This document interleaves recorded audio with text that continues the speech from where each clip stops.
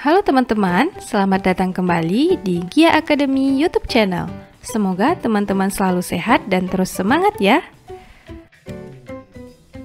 Saat musim hujan, biasanya kita suka menikmati makanan yang hangat dan berkuah, seperti mie ayam, soto, atau bakso. Dalam semangkuk bakso, terdapat bakso, mie, sayuran, dan kuah yang jika disatukan akan memberikan rasa yang lezat. Nah, tahukah teman-teman, semangkuk bakso tadi ternyata mirip dengan salah satu unit dalam tubuh kita, yaitu sel. Di dalam semangkuk bakso, terdapat mangkuk yang bentuknya menyerupai membran sel. Kuah bakso diibaratkan dengan cairan sel atau sitoplasma. Kemudian, unsur-unsur penyusun bakso sama halnya dengan organel-organel yang ada di dalam sel. Semua komponen yang ada di semangkuk bakso memiliki fungsi yang berbeda-beda dan saling melengkapi sehingga tercipta rasa bakso yang lezat. Begitu pula dengan sel. Walaupun berukuran kecil, sel memiliki organel-organel yang memiliki struktur dan fungsi yang beragam dan saling bekerja sama. Kira-kira apa aja ya organel-organel sel dan fungsinya? Kita akan mempelajarinya di video kali ini, struktur dan organel sel. Berdasarkan keadaan intinya, sel terbagi menjadi dua, yaitu sel prokariotik yang tidak memiliki membran inti, contohnya sel bakteri, dan sel eukariotik yang memiliki membran inti, contohnya adalah sel jamur, sel hewan, dan sel tumbuhan. Sel prokariotik tidak memiliki membran inti dan tidak memiliki sistem endomembran. Sel prokariotik secara umum terdiri dari sitoplasma, ribosom, mesosom, pili, kapsul, dinding sel, membran plasma, flagela, dan nukleoid berupa RNA dan DNA sirkuler. Bagian-bagian sel prokariotik tadi memiliki fungsinya masing-masing. Dinding sel berfungsi sebagai pelindung dan pemberi bentuk pada tubuh sel. Membran plasma untuk melindungi sel, mengatur keluar masuknya ion dan molekul, dan mengatur respirasi sel. Sitoplasma berguna dalam proses pencernaan makanan secara intraseluler dan melakukan proses metabolisme sel. Mesosom berfungsi sebagai penghasil energi, ribosom sebagai tempat berlangsungnya sintesis protein, DNA membawa informasi genetik yang akan diwariskan untuk keturunan, dan RNA untuk membuat kode genetik sesuai DNA dalam bentuk asam amino. Berbeda dengan sel prokariotik, sel eukariotik merupakan sel yang memiliki membran inti dan sistem endomembran. Sel eukariotik memiliki organel-organel sel yang terdiri dari dinding sel, membran plasma, sitoplasma, ribosom, lisosom, sentrosom, retikulum endoplasma, mitokondria, kompleks Golgi, nukleus, dan nukleolus. Sekarang, mari kita bahas bagian-bagian sel. Dimulai dari membran plasma ya. Membran plasma memiliki sifat selektif permeabel, yaitu dapat menyeleksi molekul yang masuk ke dalam sel. Membran plasma tersusun atas lipid, protein, dan karbohidrat. Pada membran plasma terdapat fosfolipid bilayer. Fosfolipid terdiri dari lapisan fosfat pada kepala dan lipid pada ekor, berbentuk rangkap dan bersifat fluid atau dapat berubah-ubah bentuk dan posisi. Fosfolipid bilayer terdiri dari dua daerah, yaitu hidrofilik yang merupakan bagian kepala yang suka air dan hidrofobik bagian ekor yang tidak suka air. Selain lapisan fosfolipid, pada membran plasma juga terdapat lapisan protein yang terdiri dari protein integral yang merupakan protein yang terdapat di kedua lapisan fosfolipid dan berfungsi sebagai corong masuknya molekul dari luar sel. Protein perifer merupakan protein yang hanya terdapat pada satu lapisan fosfolipid saja. Selain itu, pada membran plasma juga terdapat saluran protein, glikogen, dan kolesterol. Kolesterol pada hewan dan fitosterol pada tumbuhan adalah jenis lemak pada membran sel yang mengurangi fluiditas fosfolipid bilayer. Glikogen adalah gugus karbohidrat yang terdapat di permukaan membran plasma yang berfungsi sebagai tempat penyimpanan cadangan makanan. Glikogen terdiri dari glikoprotein yang menempel pada protein membran dan glikolipid yang menempel pada fosfolipid. Membran plasma ini berfungsi sebagai pelindung sel, pengatur keluar masuknya molekul, dan tempat berlangsungnya reaksi respirasi dan oksidasi. Bagian sel berikutnya adalah sitoplasma. Sitoplasma memiliki sifat yang mampu mengenali dan menghantarkan rangsangan. Sitoplasma berfungsi sebagai bahan kimia sel dan tempat terjadinya reaksi metabolisme. Komponen utama dalam sitoplasma terdiri dari sitosol, yaitu cairan pada sitoplasma, substansi genetik, sitoskeleton atau kerangka sel, dan organel-organel sel. Selanjutnya, kita akan membahas organel-organel sel yang menempel pada sitoplasma. Organel pertama adalah nukleus atau inti sel.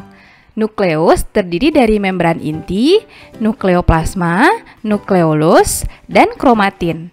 Membran inti adalah lapisan terluar inti sel yang terdapat pada organisme eukariotik. Membran inti memiliki pori-pori yang kecil yang berfungsi sebagai tempat keluar masuknya zat dan melindungi kromosom agar tidak bercampur dengan molekul besar dari sitoplasma. Nukleoplasma adalah cairan yang terdapat dalam inti sel. Nukleolus adalah anak inti sel yang berfungsi sebagai tempat sintesis RNA. Kromatin adalah bagian inti sel yang menjadi tempat kromosom. Nukleus berfungsi mengatur pembelahan sel, mengendalikan seluruh kegiatan sel, membawa informasi genetik, replikasi DNA, dan sintesis protein. Organel berikutnya, retikulum endoplasma.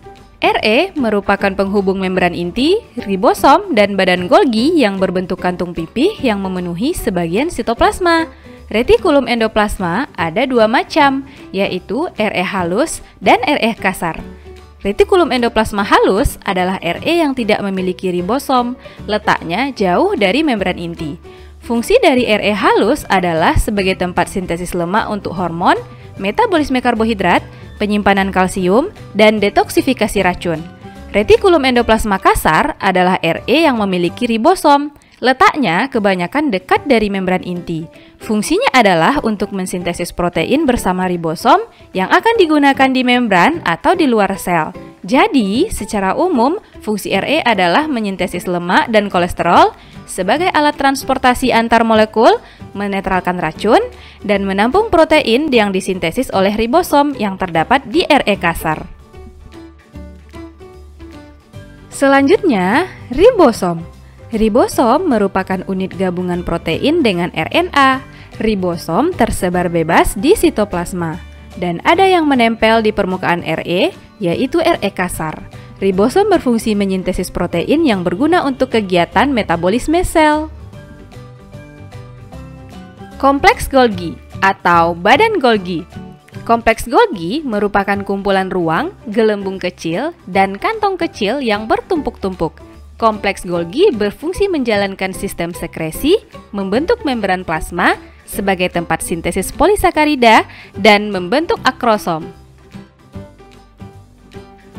Organel terakhir adalah mitokondria, terdiri dari membran luar, membran dalam yang berfungsi untuk melangsungkan rantai respirasi yang menghasilkan ATP, krista, berguna untuk memperluas permukaan membran untuk menyerap oksigen, matriks berfungsi sebagai tempat oksidasi asam lemak. Mitokondria atau the powerhouse of cell merupakan penghasil energi dan tempat berlangsungnya respirasi sel. Nah, teman-teman, itulah organel pada sel eukariotik. Semua organel yang kita bahas tadi terdapat pada sel tumbuhan dan sel hewan. Namun, keduanya memiliki perbedaan. Apa aja ya perbedaannya? Yuk kita bahas lebih lanjut. Pada sel hewan, terdapat organel khusus berupa lisosom, sentriol, dan vakuola yang berukuran kecil. Sedangkan pada sel tumbuhan, memiliki organel khusus berupa kloroplas, dinding sel, dan vakuola yang berukuran besar. Dan beginilah struktur lengkap sel tumbuhan. Terdiri dari dinding sel, plasmodesmata, lamela, protoplasma, peroksisom, badan Golgi, vakuola tengah, sitoskeleton, mitokondria, plastida, kloroplas, Re kasar, Re halus, membran inti, kromatin, dan nukleolus. Sekarang kita bahas organel khusus pada sel tumbuhan. Pertama, dinding sel. Dinding sel memiliki struktur yang terdiri dari dinding primer, dinding sekunder, lamela tengah, dan plasmodesmata. Dinding sel tersusun atas selulosa, hemiselulosa, dan pektin. Selulosa bersifat kaku dan memberi bentuk sel, serta mempertahankan turgiditas sel. Fungsi dari dinding sel antara lain menyokong sel, melindungi selaput plasma, memelihara keseimbangan sel dari tekanan, dan memberi bentuk pada sel. Organel khusus berikutnya, vakuola, merupakan organel sitoplasmik berisi cairan yang dibatasi oleh membran tonoplas. Pada sel tumbuhan yang sudah tua, vakuola tampak berukuran besar dan berisi cadangan makanan serta pigmen. Vakuola terbagi menjadi 3 jenis, yaitu vakuola tengah atau tonoplas, vakuola yang mendominasi sel tumbuhan yang berfungsi sebagai tempat penyimpanan makanan. Vakuola makanan, vakuola yang berfungsi sebagai tempat pencernaan, penyimpanan, dan pengedaran makanan. Vakuola kontraktil, vakuola berdenyut yang berfungsi sebagai osmoregulator, yaitu pengatur nilai osmotik dalam sel. Secara keseluruhan, vakuola berfungsi sebagai tempat menyimpan zat makanan, penyimpanan pigmen, menyimpan minyak atsiri, memasukkan air melalui tonoplas, dan sebagai tempat penimbunan sisa metabolisme. Organel khusus sel tumbuhan terakhir adalah plastida. Plastida memiliki struktur yang terdiri dari membran luar, membran dalam, grana, dan tilakoid. Plastida merupakan organel bermembran rangkap yang berasal dari perkembangan proplastida di daerah meristematik. Berdasarkan pigmen yang dikandungnya, plastida dibedakan menjadi kloroplas, mengandung klorofil yang berguna sebagai tempat fotosintesis, kromoplas, mengandung pigmen non-fotosintetik yang terdiri dari warna merah, oranye, dan kuning. Leukoplas, pigmen tidak berwarna yang berguna sebagai tempat penyimpanan makanan. Berikutnya, struktur lengkap dari sel hewan, terdiri dari membran plasma, sentrosom, peroksisom, sitoskeleton, protoplasma, badan Golgi, ribosom, lisosom, mitokondria, kromatin, nukleolus, membran inti, Re kasar, Re halus, dan vakuola kecil. Selanjutnya, kita akan membahas organel khusus pada sel hewan. Organel khusus pertama adalah lisosom. Lisosom merupakan kantong membran yang berisi enzim pencernaan berupa protease, lipase, nuklease, dan fosfatasa. Lisosom memiliki fungsi untuk melakukan pencernaan intrasel, menghancurkan struktur sel yang tidak dikehendaki atau autofag, membebaskan enzim keluar sel atau eksositosis, menghancurkan diri sel atau autolisis. Dan organel khusus kedua adalah sentriol. Sentriol memiliki struktur berbentuk bintang yang berfungsi dalam pembelahan sel baik secara mitosis maupun meiosis.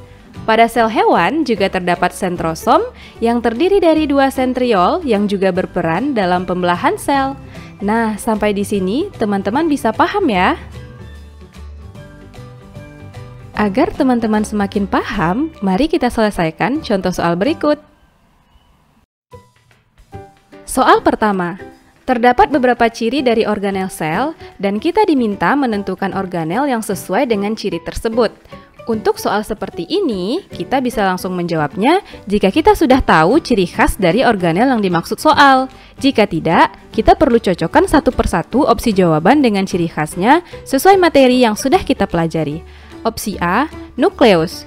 Bentuknya bulat dan fungsi utamanya adalah mengendalikan seluruh kegiatan sel. Opsi B, lisosom, seperti kantong membran yang berguna untuk pencernaan pada sel hewan. C, badan Golgi, berbentuk kantong pipih yang ditumpuk untuk proses ekskresi. D, mitokondria, berupa kantong kecil sebagai penghasil energi. Dan opsi E, retikulum endoplasma, berbentuk seperti jala yang berguna untuk sintesis lemak dan kolesterol serta dapat menetralkan racun.